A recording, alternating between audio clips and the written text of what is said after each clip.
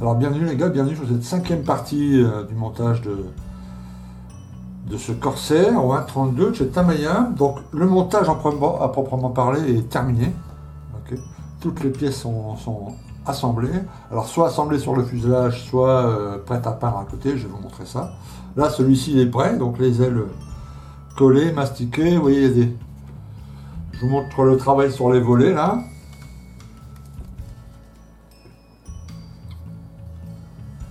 Donc voilà, donc ça s'est assemblé nickel, hein, c'était vraiment parfait. Tous les systèmes sont représentés là, c'est top top top. Donc j'ai masqué tout ce qui devait être masqué. Il ne manque plus que le petit centre ici, mais ça je vais m'en occuper après. Mais normalement, bon, en toute logique, le petit moyeu d'hélice, si je fais gaffe, j'en mettrai pas dessus. Je vais juste mettre un petit bout de scotch là au cas où. Voilà, le dessus c'est fait également. Oups, le cockpit, ça ces parties-là, elles vont être couvertes de peinture, hein, c'est fait exprès. Ici, les petites pointes de mascole sur c'est des petites jauges d'huile qui doivent être en alu, donc je les ai mis d'abord en couleur alu. Puis après, j'ai masqué mascole, comme ça on enlèvera le mascole après. J'ai encore un petit coup de mascole à mettre sur les vitres de caméra de tir. Et puis voilà, on va commencer l'après. Donc là, après, j'ai toutes les pièces comme ça, voilà, qui sont prêtes pour des petits tourniquets, quoi. Il y a toutes celles-ci, donc les roues, l'hélice, et puis toutes celles-ci. Voilà, à passer en celle-ci en blanc principalement, à part ça et ça. Voilà, donc je vais passer un petit coup d'après. Ça, c'est pas la peine de voir, je vous montre ça après. Et puis ensuite, je vais vous expliquer la peinture, ce que je vais faire.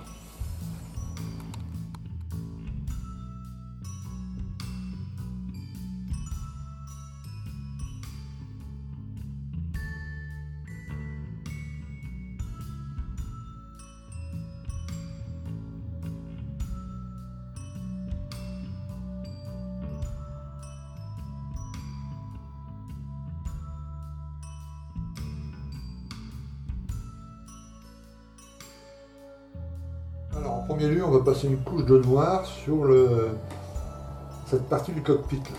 Parce que l'intérieur de cette partie du cockpit est en noir, c'est un système anti-reflet pour le pilote.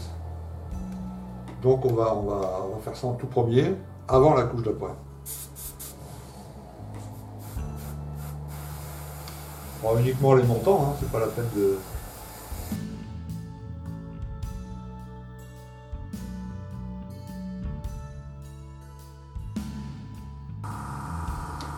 Voilà. Alors maintenant on va passer une couche d'après sur l'ensemble de la maquette, recto verso, et sur toutes les pièces là qui sont prêtes à être peintes. Ah, on va mettre en route là. Bon, c'est parti.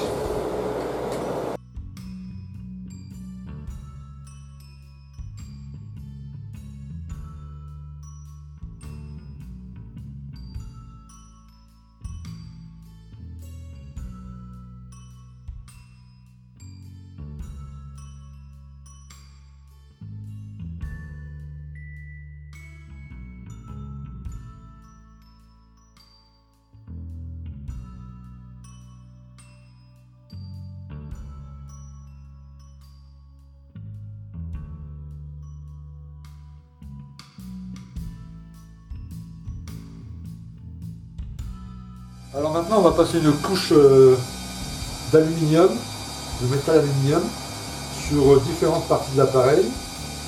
J'ai bien observé, j'ai regardé plein de photos du Corsair quand il est usagé. Alors évidemment les bords d'attaque d'aile, ici les parties là juste derrière les volets, les parties des trappes ici et sur les mitrailleuses ici, les parties d'accès au cockpit. Donc un peu ici, un peu de l'autre côté à la même position. Pardon, et sur les parties mobiles, c'est-à-dire l'implanture des volets ici derrière et ici sur les côtés. Voilà. C'est à peu près tout. Sur le dessous, il y a un petit peu à faire sur le bord des trappes de train, et puis ça sera tout. Eh bien on commence, je m'enroule la ventilation, c'est parti.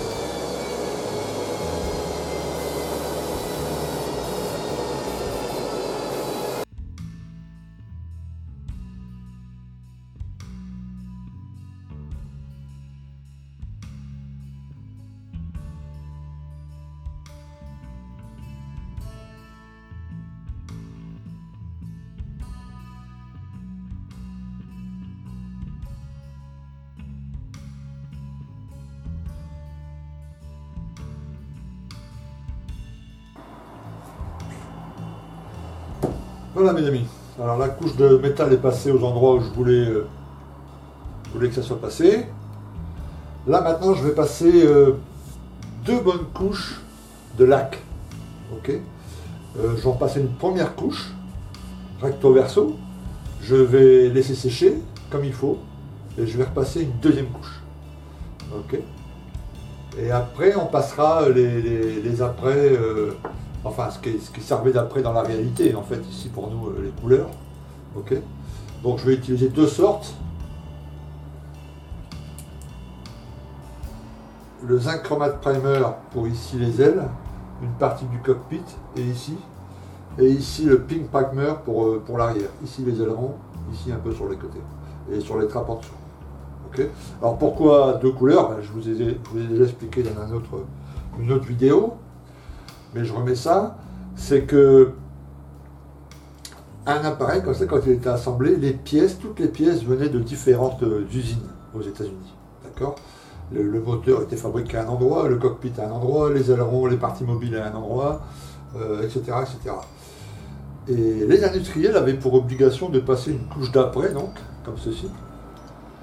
La formule était obligatoire, c'est-à-dire ce qu'il y avait dedans pour protéger le métal. Par contre, la couleur n'était pas spécifiée. Donc certaines usines employaient celui-ci, certaines usines employaient celui-là. Okay. Et puis au fur et à mesure que le temps a passé, fin 44, celui-ci n'existait plus. Donc il n'y avait plus que celui-là sur les appareils à partir de 44, je crois, un truc comme ça. Okay. Le zinc chromate. Et à toute fin de la guerre, il n'y avait même plus de comme ça, il n'y avait que de l'intérieur green. Donc c'était un après de cette couleur-là qui était passé sur pratiquement tout l'appareil. Celui-là, cependant, a été obligatoire dans le cockpit depuis le début. Les cockpits ont toujours été en intérieur green. Ça sur les préversions où je crois qu'il était en gris ou un truc comme ça, mais en 99% des cas, les cockpits étaient en intérieur green. Donc là, on va supposer, puis ça fera en plus une petite note graphique, on va supposer que les ailes, etc., les usines qui ont fabriqué cette partie-là avaient du zinc chromate un peu jaune. Ça va bien se marier avec le bleu, l'intermédiaire bleu. Et les usines qui fabriquaient ça et la partie arrière avaient celui-ci. Ok. Donc on va d'abord passer la laque. On se retrouve tout de suite après.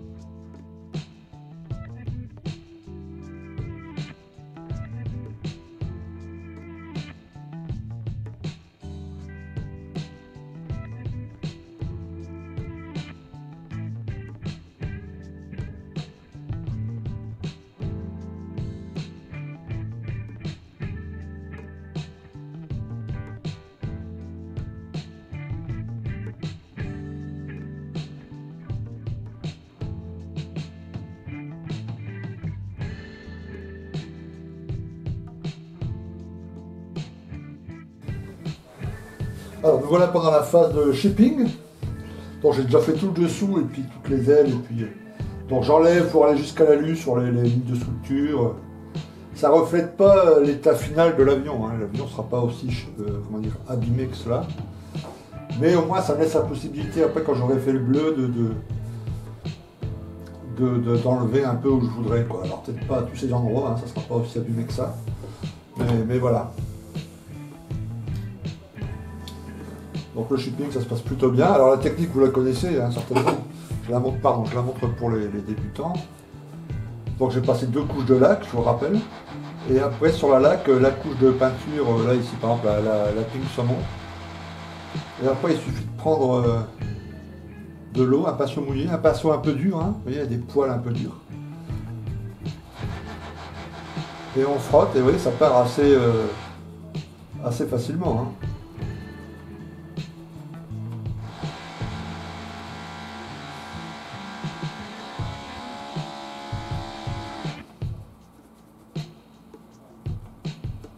Alors, il y avait... Là, j'enlève sur les parties mobiles. Vous voyez, sur cet aileron, baisse, monte, voilà. Ça abîme un peu la peinture. Les mécanos interviennent dessus pas mal, donc ça aussi, ça enlève un peu la peinture.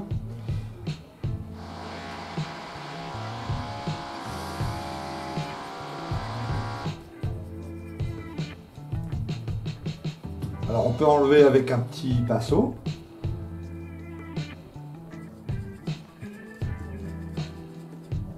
Comme là. On peut aussi enlever, gratter si on veut enlever un endroit très précis. Alors, il faut mouiller auparavant. Hein. Alors on mouille.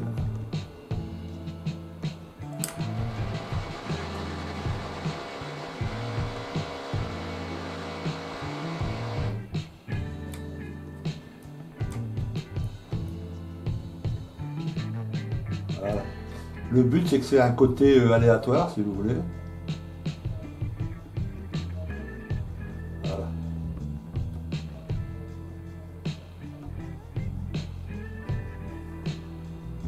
Voilà, ça suffit. Ça c'est une partie de l'avion où les mécanos interviennent pas souvent, donc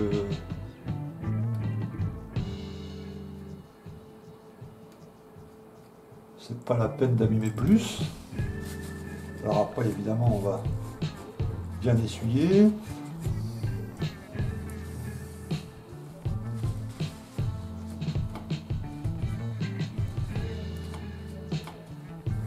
Voilà, on va faire l'autre côté.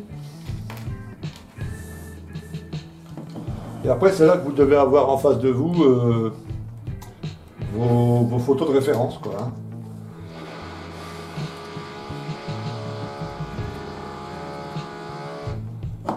Moi j'ai un écran là dans le fond avec toutes mes photos. Donc suivant les zones où je travaille, et ben, je regarde comment ça s'est...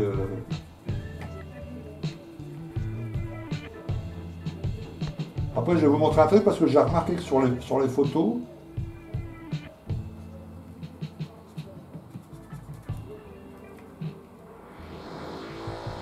les zones sont pas... Même les zones métal ne sont pas identiques. Il y a des zones métal qui doivent être... peut-être à force d'être frottées, elles sont devenues brillantes. D'autres qui sont un peu mates.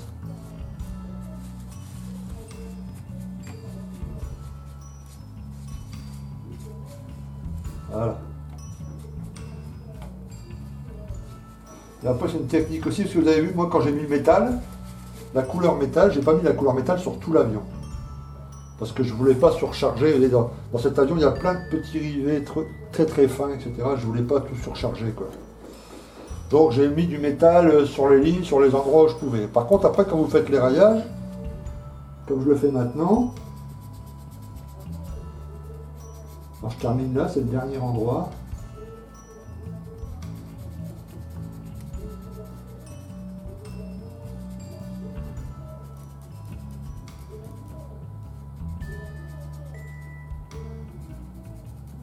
Voilà. Ok. On essuie pour enlever un peu d'eau. Voilà. Donc il peut arriver, je disais, que vous enleviez de la peinture à un endroit où il n'y a pas de métal, où ça soit un peu de plastique. Donc là, à ce moment-là, vous prenez de la wax, là, vous savez, la fameuse AK, oh, pardon. Voilà, on voit bien là. Ouais, ok. Couleur alu, un petit pinceau. Et puis vous ajoutez comme ça, et en plus ça fait des petits jeux de... Même dans le métal, quoi. Il y a du métal, il y a de l'alu mat et il y a de l'alu un peu plus brillant.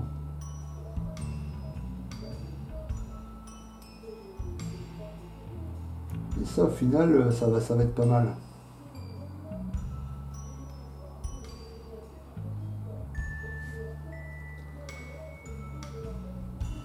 Tu vois, après tu laisses sécher, on va passer un coup pinceau après. Tu vois, là, il y a de l'alu mat, on ajoute des pointes de brillant. On a un alu un peu poli, un peu... Comme si le métal, à force de frotter, tu vois, il brille, quoi. Ce qui est le cas, hein, quand tu prends ton morceau de métal. Voilà, donc on n'en rajoute pas trop.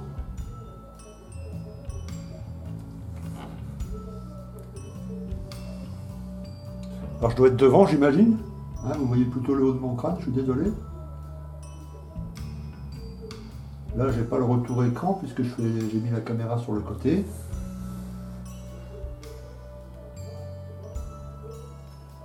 Voilà. Alors après, ce que je vais faire... Donc la wax, ça va relativement facile. Hein. On prend un bout de sopalin après bien propre. Et puis on frotte, ça lustre un peu, ça le fait briller. De toute façon, je vais refaire tout l'appareil comme ça, là, parce que il faut faire gaffe aussi que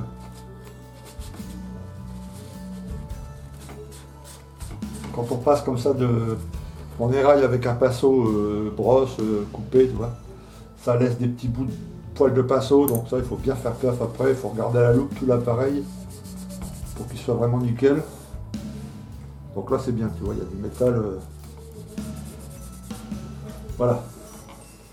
Là j'ai les capots moteurs. Donc là ce qu'on va faire maintenant, on va protéger ce travail-là. On va passer une ou deux couches de vernis mat. Qu'on va laisser sécher. Tu vois. Et après on attaque, on va remettre une couche de lac ou deux. Plutôt deux d'ailleurs. On va bien laisser sécher. Et après on attaque le travail de peinture normal, quoi. La peinture bleue intermédiaire au-dessus et blanc au-dessous. Et après, on fera quelques petites rayures, comme voilà, avec le bleu, et on verra ça apparaître en dessous.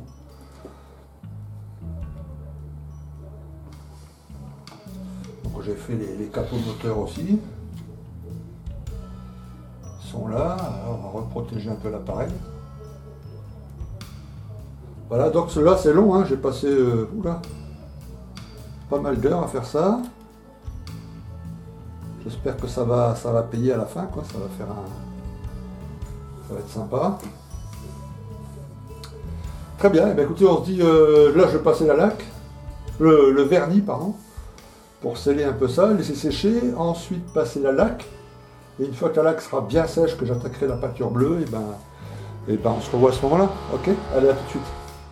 Alors voilà les gars, où j'en suis, je vais vous expliquer ce que j'ai fait. J'ai filmé un peu pendant la phase de peinture. Je vais vous passer ça en laissant mes commentaires là. Alors j'ai d'abord, je vous montre les mélanges, après je vous montre la phase de peinture. J'ai fait des mélanges. Alors ce qu'il y avait en dessous, la peinture du dessous, je vais vous la montrer. Zou. Voilà. La peinture blanche ici, c'est censé être celle-ci. Donc l'Insignia White. Ok. Je l'ai mélangé avec à peu près 85% d'Insignia White et le reste c'est une couleur sable, là c'est du RLM 79 pour donner une teinte un peu casser un peu le blanc, parce que plus tard je vais faire des éclaircies avec l'Insignia White pur, donc ça va permettre de démarquer un peu les zones de peinture. Donc en couche très très fine, j'ai mis aussi un peu de diluant.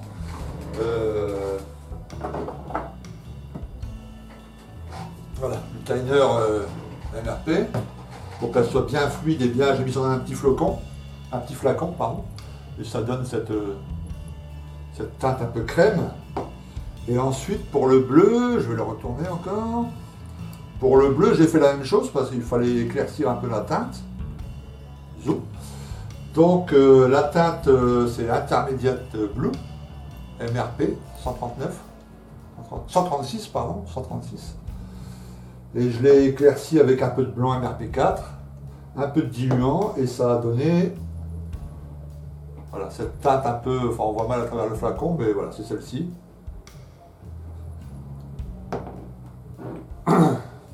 Voilà, je vous passe la vidéo où j'ai pulvérisé.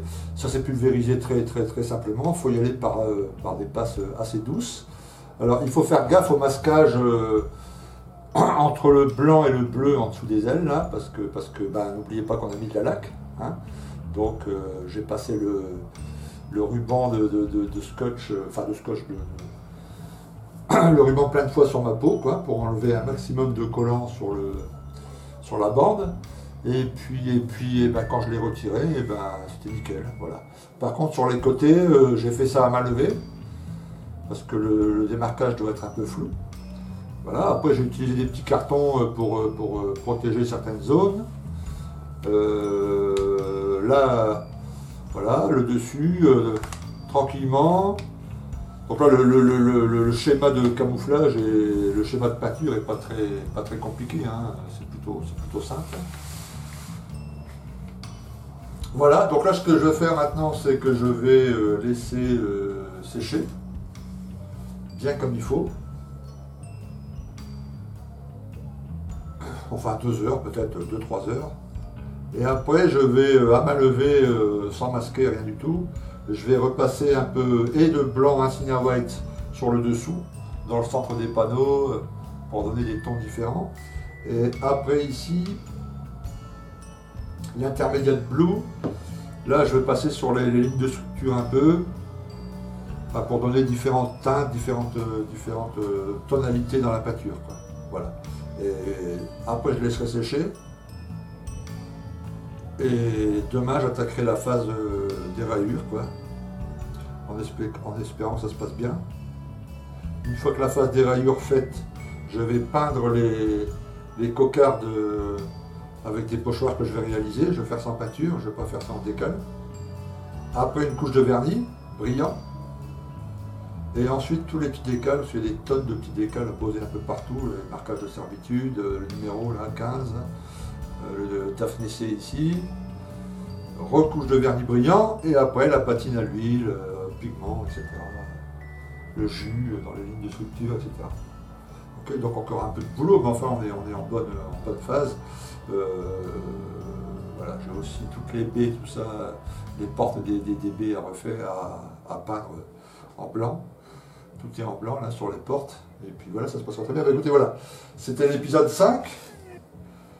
La prochaine fois qu'on se verra, donc l'épisode 6, l'appareil sera en cours de finition, ça sera sans doute la dernière vidéo, la 6.